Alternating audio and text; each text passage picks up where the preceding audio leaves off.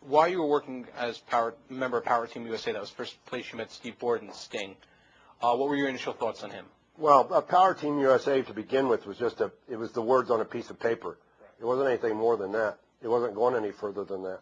And that's probably is evidenced by the fact that neither Sting or I, during any interviews throughout the year, biographically, have we given any credit whatsoever to Rick Bassman, because the guy wasn't credible, and he didn't have his act together. And really what he did wasn't very positive. All right. So how did you and Sting eventually end up gravitating towards each other and working as the Blade Runners? Well, Steve was one of the four guys. Right. And we got, he had set up some training through Red Bastien. And we probably had about 10 hours of training. They had a ring set up at a racquetball court at a health club.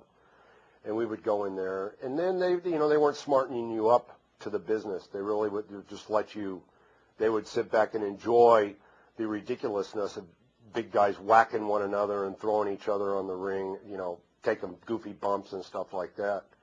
But we got that start, and we didn't know better enough that we couldn't go out and wrestle. So we started putting packages together, and we sent them out, and one of the packages we sent them to was Jarrett's territory, Mid-Southern. Right in Memphis. What were your memories of working there? What's the territory like?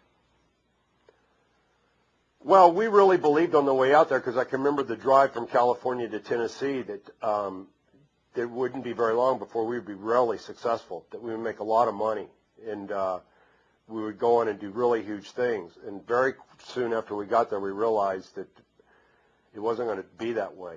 We started making $25 and $50 a night, had to ride home and ask Ed Connors to send us money so we could have the money just to feed ourselves and get a hotel room.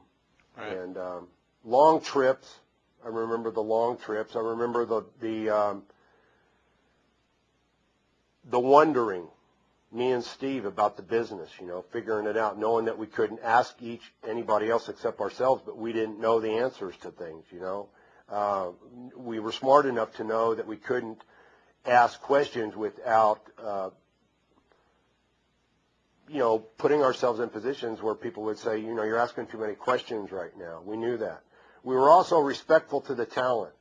There in Mid-Southern, none of us really knew the talent. I mean, none of us were wrestling fans before we agreed to become a part of this thing, to get trained, to become professional wrestlers. I remember watching Saturday the WWF shows, but those are the guys we knew. We didn't know the guys in the Mid-Southern territory. What were your initial thoughts of Jerry Jarrett? Nice enough. When we got to Tennessee, it was on a Sunday, I think it was, and we just drove into town, didn't know where to go, didn't know what to do, and he lived in Hendersonville, which is just north of Nashville, and we went to his house, and he had a huge estate, had like a marble floored dancing ballroom and stuff like that, and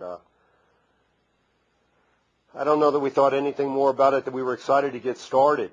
They took us over to a house and asked us a few questions and stuff like that, made us lock up a few times. Any initial thoughts of Jerry Lawler while you were in the territory? No. We didn't know who he was. I mean, we didn't meet with him at first. Of course, later on you find out a lot more. I mean, a lot of guys in the business that went on to even become something in WWF had went down to Mid-Southern and had Lawler had, got in programs with them and, the Giant Killer, that type of thing and stuff. But that didn't happen to us there. Right. The feeling at the time was that you guys were very green, didn't know what you were doing in the ring. Do you feel that was justified? That was like a justifiable take on you and Sting at the time? I think our attitudes got us a long way in the beginning. That we were open to listen to, advice. Then we together on the long drives up and down the road would talk with one another about it, what we wanted to do. But we didn't know enough about the business at that time, and we weren't in a position to say this or that or this or that about how they should use us. Right. You said that you listened to the advice. Was there anybody in particular that gave you advice that you could still remember and ring out? It was, well, yeah. I mean, one of the funniest pieces of advice was this guy named Rip Morgan, who is a nephew of Jonathan Boyd and Luke. Well, they were the sheep herders, and then they became the bushwhackers. You know, when we got our checks and we saw we were getting $25 or $50, we thought, man, you know, we're paying that much in gas just to get up and down the road. And in the locker room one night after we realized who we could speak more openly to, we asked him, we said, how do you know when you're getting effed, you know, like on our pay? And he said, well, you'll know when you're getting effed. Then the question is, what do you do about it? So that was the funniest piece of advice we got. And then the Fantastics, they weren't so bad.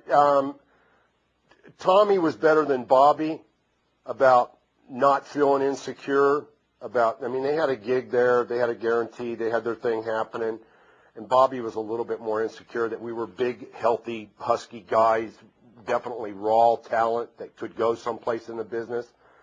But both of those guys, we worked a little program with them as long as they could tolerate the potatoes that we were laying on them. And,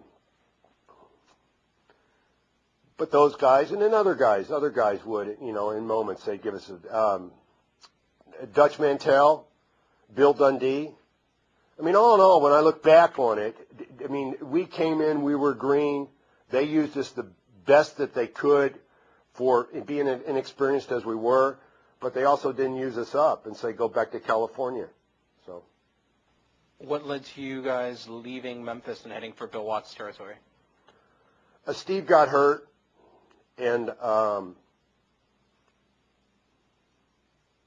it sort of coincided with them wondering how they could use us because we were so big, and they didn't have any big guys there.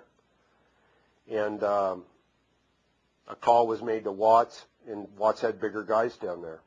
We stayed in Tennessee a while for Steve to heal up, and then we headed down to Alexandria, Louisiana.